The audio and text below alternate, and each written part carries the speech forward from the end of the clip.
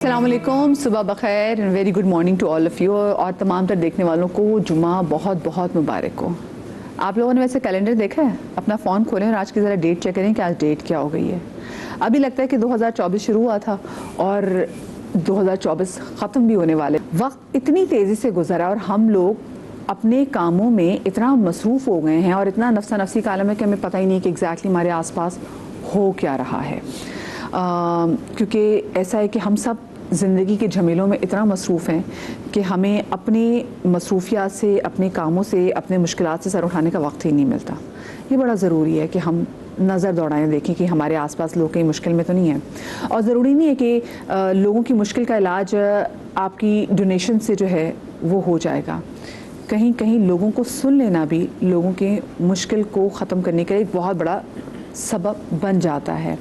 اور جیسے آپ لوگ کی طرف سے ہمیں بار بار یہ ریکویسٹ بھی آئی تھی کہ جی جیسے ہم وظائف کا جب شو کرتے ہیں تو ہمیں خدارہ ایک ایسا شو دوبارہ کریں جس میں آپ لوگوں کے جو مسئلے مسائل ہیں، اور لوگ کیونکہ آپ انتظار کرتے ہیں کہ کب جمعہ کا دن بھی آئے گا، کیونکہ ہمارے ساتھ یہاں پہ ہمارے علماء کا پینل موجود ہوتا ہے، تو آپ لوگ جو پوچھتے ہیں ان کا یہاں سے آپ کو جواب بھی دین اور شریعت کی روح سے ملتا ہے۔ تو آج کا شو بھی اس حوالے سے ہے، جمعہ کی فضیلت کے حوالے سے بات کریں گے ہم۔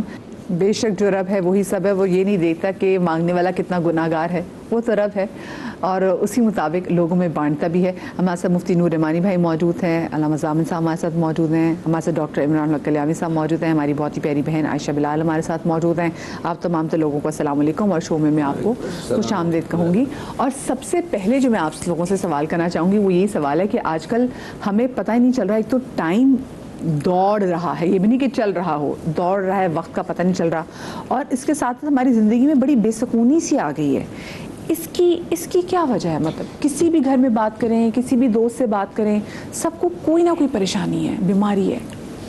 نحمد و نصلی علی رسولہ الکریم، اما بعد، اعوذ باللہ من الشیطان الرجیم، بسم اللہ الرحمن الرحیم۔ قال اللہ تعالی فی القرآن المجید والفرقان الحمید، الا بذکر اللہ تطمئن القلوب۔ صدق اللہ العظیم و صدق رسولہ النبی الکریم۔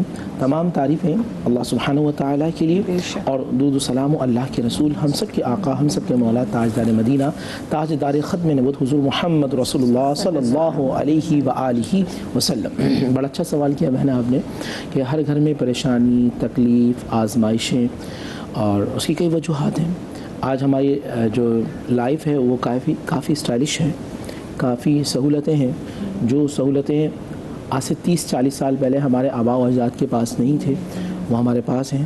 ہمارے پاس اچھے گھر ہیں، اچھی گھڑیاں ہیں، اچھی گاڑیاں ہیں، اچھے موبائل فونز ہیں، لیکن اس کے باوجود اچھے بستر ہیں مگر اچھی نیند نہیں ہے، کتنی دیکھیں، بالکل اچھے لباس ہیں، سکون نہیں ہے،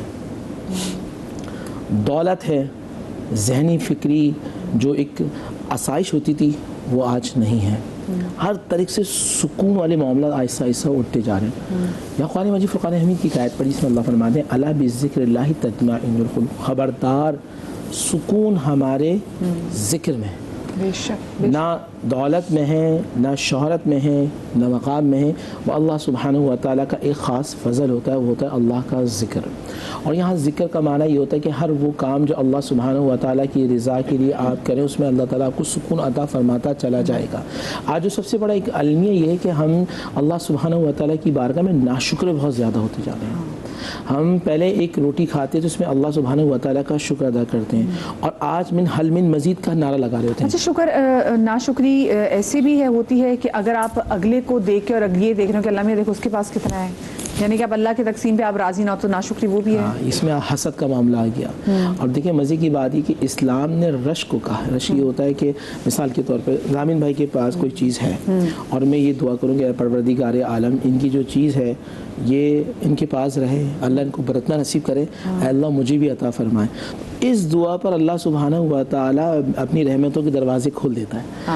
اور ایک بات یہ ہو گئی کہ ان کے پاس یہ کہاں سے آ گیا، کیسے آ گیا، یہ تو میرے پاس کیوں نہیں ہے، ڈاکٹر صاحب کے پاس کیسے آ گیا، بہن کے پاس کیسے، آپ کے پاس کیسے آ گیا، یہ جو سیٹ ہے یہ تو میرا حق تھا۔ اور یہی جو تکبر تھا یہی شیطان کی خصلت میں تھا، شیطان تباہ و برباد ہو گیا اسی وجہ سے۔ ہاں، اس نے اکڑ کی۔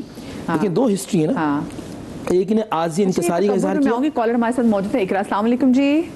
وعلیکم السلام، آپ کے کیا حال ہے؟ بالکل ٹھیک، اقرا آپ ٹھیک ہیں؟ جی آپ میں بھی ٹھیک ہوں. آپ میں آپ کی بہت بڑی فین ہوں. بہت شکریہ آپ کا اقرار. کیا پوچھنا چاہیں گے میری جان؟ آپ ہی میں نے پوچھنا ہے کہ جمعے والے دن وہ کون سا ایسا وقت ہوتا ہے جب دعائیں قبول ہوتی ہیں؟ ہاں یہ ویسے ہم سب جاننا چاہتے ہیں اور ہم سب کا سوال بھی ہے. بہت شکریہ اقرا ہمارے ساتھ موجود تھیں آپ کی کال کا. میں ابھی جو تکبر پہ آئیں گے لیکن یہ بات مجھے آپ سب علامہ صاحب مجھے بتائیے گا کون سا ایسا لمحہ ہے جمعے کا کہ جس میں کہتے ہیں دعا کی جائے تو قبول ہوتی ہے؟ اعوذ باللہ من الشیطان الرجیم بسم اللہ الرحمن الرحیم الحمدللہ رب العالمین والصلاة والسلام علی محمد وآلہ الطاہرین اما بعد. دیکھیے روز جمعہ جس کو سید الایام بھی ہم کہتے ہیں اور سورہ جمعہ خود روز جمعہ کی فضیلت کے لیے اتنا ہی کافی ہے کہ قرآن کریم میں تمام ایام میں سے فقط ایک دن ہے جمعہ، اس کے نام سے پورا اللہ تعالیٰ نے سورہ وقف کیا ہے سورہ جمعہ کے نام سے. ٹھیک، اور یہ واحد سورہ ہے قرآن کریم کا کہ جس میں پروردگار عالم نے جب ہم اس کی تلاوت کرتے ہیں بسم اللہ الرحمن الرحیم یسبح للہ ما فی السماوات والارض، جب اس کی تعریف کرتے ہیں کہ تسبیح تمام اس اللہ کی جو قدوس بھی ہے پاک بھی ہے. اب دیکھیے یہاں اپنے حبیب کا تعارف کرا رہا ہے اور اپنے حبیب کے ذریعے سے درقت اپنا تعارف کرا رہا ہے کہ وہ اللہ کون ہے جس نے امیین میں سے ایک رسول کو مبعوث کیا جو تزکیہ بھی کرتا ہے تعلیم بھی دیتا ہے، جبکہ یہ لوگ اس سے پہلے کھلی گمراہی مبتلا تھے. جب یہی سورہ آگے بڑھتا ہے تو پھر اس میں خدا سے محبت کرنے والے کون ہیں. ٹھیک ہے، فتمنوا الموت ان کنتم صادقین آیت واضح کر دیتی ہے کہ واقعہ تم سچے ہو اگر قول میں کہ تم خدا سے محبت کرتے ہو تو پھر موت کی تمنا کرو. ٹھیک ہے، جو موت سے گھبراتا ہے وہ خدا کا دوست نہیں ہو سکتا. اسی طریقے سے اس روز جمعہ کی ہی فضیلت میں کہا گیا ہے کہ روز جمعہ کاروبار کو ترک کر دو اور خدا کی بارگاہ میں رجوع کرو. ٹھیک ہے، اسی سورہ جمعہ میں یہ کہا گیا کہ جب نماز جمعہ سے فارغ ہو جاؤ تو پھر منتشر ہو جاؤ زمین کے اوپر، پھیل جاؤ اور خدا کے پیغام کو پھیلاؤ. ٹھیک ہے، ایک سورہ ہے جس میں خدا کی تعریف بھی ہے، رسول کی تعریف بھی ہے اور انسان کی اپنی ذمہ داریوں کا تذکرہ بھی کیا جا رہا ہے. کتنی اہمیت اس دن کی. ٹھیک ہے، جب یہ دن اتنا اہم ہے تو سوچیے کہ اس کے آغاز سے لے کر اور اس کے غروب ہونے تک اس دن کے پورا ہر سال جو ہے خدا کی رحمتیں برس رہی ہیں اس کے اندر. ٹھیک ہے، جیسے میری بچی نے سوال کیا کہ کون سا لمحہ ایسا ہے. تو پہلی ایک بات تو بتاؤں آپ سے کہ روزانہ ایک لمحہ ایسا ہوتا ہے جس میں پروردگار عالم منتظر ہوتا ہے اپنے بندوں کا. وہ کون سا ہے؟ تہجد کا وقت ختم ہو رہا ہے اور فجر کا وقت شروع ہو رہا ہے. اس کے درمیان کا جو وقت ہے یہ 10 منٹ ہے، 15 منٹ ہے، 10 ساعت ہے، کتنی بھی ہے کسی کو نہیں معلوم. یہ خاص وقت ایسا ہوتا ہے جس میں خدا منتظر ہوتا ہے کہ سو میرا بندہ مجھ سے طلب کرے اور میں دینے کے لیے آمادہ ہوں. ٹھیک ہے، اس ساعت کے بعد روز جمعہ میں خاص طور جمعے کے دن فجر سے لے کر اور نماز جمعہ تک اور اس کے اختتام تک یہ وہ وقت ہے کہ جو مخصوص ہے جمعے کی خاص ساعتوں میں سے. ٹھیک ہے، زوال کے وقت کے علاوہ جو زوال کا وقت تھا اس کے علاوہ ہر ساتھ وہ ساتھ ہے جس میں خدا کی رحمتیں برس رہی ہیں اس کے اندر. اور شاید اس سے پہلے ہم نے کسی پروگرام میں کہا تھا کہ روز جمعہ کی فضیلت کے لیے اتنا ہی کافی ہے کہ معصوم کی حدیث ہے کہ جو شخص چاہتا ہے کہ مرنے کے بعد اس کا جسم قبر میں ہمیشہ ایسا ہی رہے جیسے پہلے دن تھا تو کہا خدا کی رضا سے خدا کی خوشنودی کے خاطر جمعے کے دن 40 جمعے تک غسل کو ادا کرے خدا کی خوشنودی کے لیے. البتہ اس کا وقت معین ہے، یہ نہیں کہ صبح سے لے کر شام تک کر رہا ہے، نہیں ایسا نہیں. فجر کے اذان فجر کے بعد سے جو وقت شروع ہوتا ہے جمعے کا اس سے لے کر اور نماز جمعہ سے پہلے یہ وقت ہے فضیلت کا. اس کے بعد وہ غسل کرے گا تو ثواب ملے گا اس کو. اور ہمارے اول وقت یہی ہے کہ جی اور ہمارے فقہ میں آیت اللہ سستانی کا یہ فتویٰ بھی موجود ہے نماز یعنی خود جمعے کی فضیلت کے لیے کہ جو شخص خدا کی رضا کے لیے جمعے کا غسل کرتا ہے تو اس غسل جمعہ کے بعد اس کو وضو کی ضرورت نہیں ہے. اللہ یعنی اسی غسل کے اندر وہ نماز کو ادا کر سکتا ہے. اچھا کالر ہمارے ساتھ موجود ہے حمیرہ. السلام علیکم جی. السلام ورحمۃ اللہ وبرکاتہ. جمعۃ المبارک آپ سب لوگوں کو. آپ کو بھی بہت بہت مبارک ہو. اور اتنی اچھی بات ہے کہ اس چیز کی تو میں خود بھی کہتی ہوں کہ دیکھیں میں اپنی بھی زندگی ایسی گزری ہے ماشاءاللہ. شادی کو 30 سال ہو گئے الحمدللہ.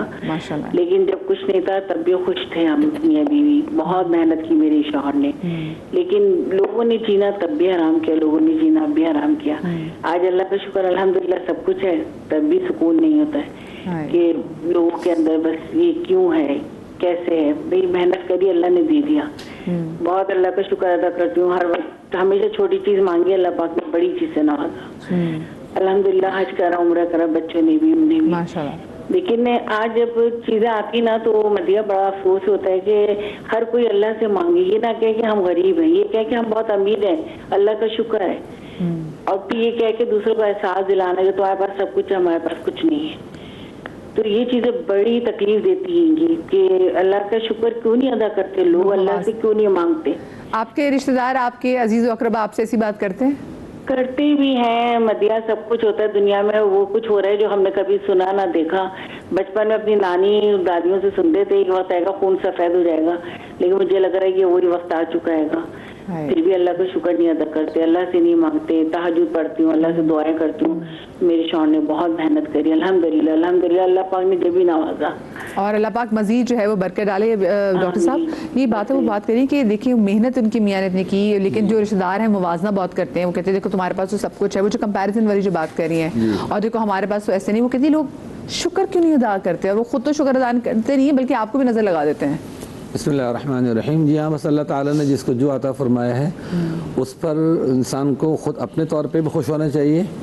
اور میرا تو تجربہ یہ ہے کہ انسان اگر دوسروں کی نعمتوں پر خوش ہو, اور خوش سے زیادہ بڑھ کر یہ کہ اگر کسی کی خوشی پر کوئی شکرانہ بھی ادا کرتا ہے نا خاموشی سے, تو اللہ تعالیٰ اس کو اس جیسا بھی عطا فرماتے ہیں, اور کبھی کبھی اس سے بڑھ کے بھی عطا فرما دیتے ہیں. عمران بھی آپ نے کتنی زبردست بات کی کہ ٹھیک ہے ہم اگلے کی خوشی میں خوش تو ہو جاتے ہیں, لیکن ہم اس پہ ہم شکر ادا نہیں کرتے کہ اللہ میاں تو نے ان کے لیے کتنی آسانی کر دی ہے, تیرا شکر ہے. تو میں نے یہ ٹوٹکا دیکھا اور لوگوں کو بتا رہا ہوں اسی لیے تاکہ وہ اس سے فائدہ اٹھائیں. کہ مثال کے طور پہ کسی کو بہت اچھا گھر پسند ہے, کسی کی کوئی اچھی گاڑی پسند ہے, تو اس کو دیکھ کر اس کی طرف سے خاموشی سے 2 یا 4 رکعت نفل شکرانے کا ادا کر دے.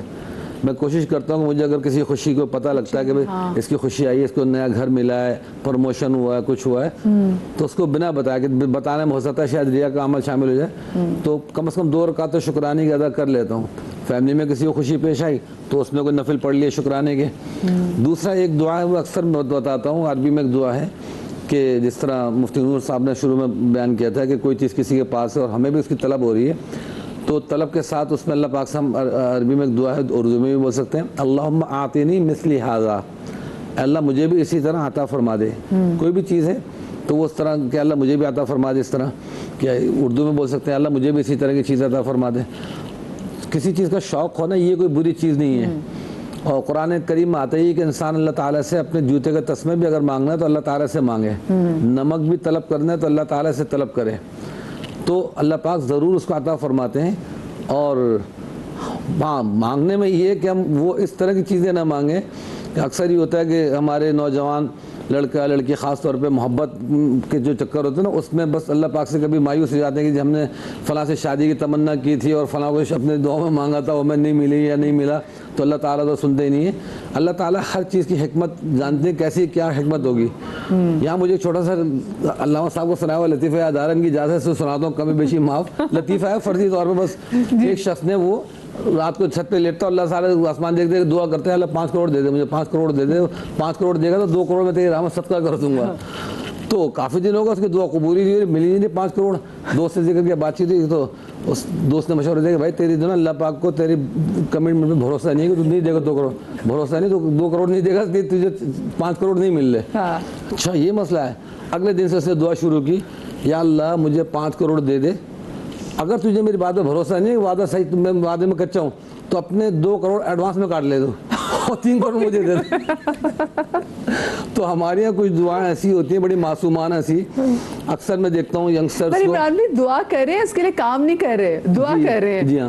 اچھا لیکن یہ بات میں دیکھیں, کبھی کبھی کو مذاق کی ہوئی دعا بھی اللہ پاک ایسا قبول کرتا ہے کہ انسان حیران ہو جاتا ہے. خاص طور پہ حرمین شریفین کے جانے کا معاملہ میں نے دیکھا ہے کہ انسان ایسے بیٹھا محفل میں بات کر رہا ہے, یا تو ایموشنل ہو گیا, کوئی کسی کی بات سن کے کہ حرم جا رہا ہے, فلاں جا رہا ہے, ایک دم رو پڑا, یا مذاق میں ایسے کہہ دیا کہ مجھے بھی جانا ہے.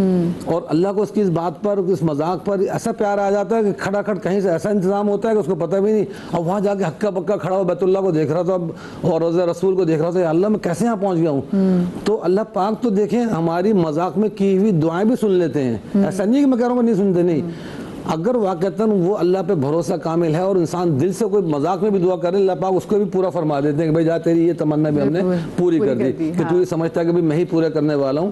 تو ہمیں تو چلتے پھرتے اٹھتے بیٹھتے ایک یہ بھی سیکھ لینا چاہیے کہ ہم کسی کو بھی چلتے ہوئے دیکھ رہے ہیں تکلیف میں، ایون یہ مجھے جانوروں پہ بڑا رحم آتا ہے، خاص طور پہ جو گدھوں کے ساتھ ہمارے حشر ہو رہا ہوتا ہے نا، بہت رحم آتا ہے کہ جو دیکھتا ہوں گرمی میں ان پہ سامان بھی لدا ہوا، خود مالک بھی لدا ہوا۔ ایسی تربیت ہے ہمارے معاشرے کی کہ ہم نا اس چیز کو اگر کوئی سمپتائز بھی کیا، اگر کوئی ترس بھی کھا لیں تو کہتے لو یہ تو بنا اس لیے جی ہاں، اس پہ آپ نے اتنا بوجھ لادا ہوتا ہے، وہ اللہ کی مخلوق ہے۔ تو میں یعنی بتا رہا ہوں کہ ہم بظاہر اس سے گدھے سے ہمارا کوئی رشتہ نہیں ہے، لیکن جاتے اس کے لیے دعا کرتے ہیں اللہ اس کے لیے آسانی پیدا کر دے، اس جانور کے لیے آسانی پیدا فرما دے۔ تو یہ جو جملے چھوٹے چھوٹے سے نکل رہے ہوتے ہیں نا، کسی گاڑی پنچر دیکھ لی، اب ہیلپ بھی کر سکتے ہیں، جاتے دعا دے دی اللہ اس کی گاڑی جلدی سے ٹھیک کرا دیں، فیملی کے ساتھ جا رہے ہیں اللہ اس کی گاڑی ٹھیک ہو جائے۔ پہلے میں یہ کرتا تھا پیٹرول تھوڑا سا گاڑی میں اپنے رکھتا تھا، پھر وہ ظاہر آپ وہ رسک کی وجہ سے میں نہیں رکھتا کہ رسک ہوتا ہے کہ آگ نہ لگ جائے، اور نہیں تھا کہ کہیں بھی کسی بائک والے کو دیکھا کہ فیملی کے ساتھ کھڑا ہوا بیچارہ بائک کو لٹا رہا ہے، پیٹرول ڈال رہا ہے، تو اس کو جا کے نا دیتے ہوئے نکل کے پیٹرول دے دیا۔ تو یہ چھوٹی چھوٹی چیزیں ہمیں اللہ کا قرب عطا کرتی ہیں۔ حدیث شریف میں آتا ہے نا کہ اگر تم نے کوئی راستے سے کوئی پتھر ہٹا دیا، کوئی تنا ہٹا دیا، تو اس کی وجہ سے تمہارا جنت میں بہت بڑا مقام بن جاتا ہے۔ اور دعا ایک ایسی چیز ہے کہ جو اسلام میں باقاعدہ اس کو ہم پورا چیپٹر ہے کتاب الدعا، یہ ساری چیزیں، باقی تمام مذاہب میں چیزیں نہیں ملیں گی کہ دعا سے ہم بہت ساری چیزیں، بیماریاں ٹھیک کر لیتے ہیں۔ اچھا، اس کا مطلب ایک چیز آپ یہ اخذ بھی کر سکتے ہیں کہ دعا جو ہے، دعا کی قبولیت اگر آپ نے آسان کرنی ہے تو اس میں یہ چیز بھی ہے کہ آپ اللہ کا شکر ادا کریں، بالکل کہ آپ کا شکر آپ کی دعا کی قبولیت کے چانسز بڑھا دیتا ہے۔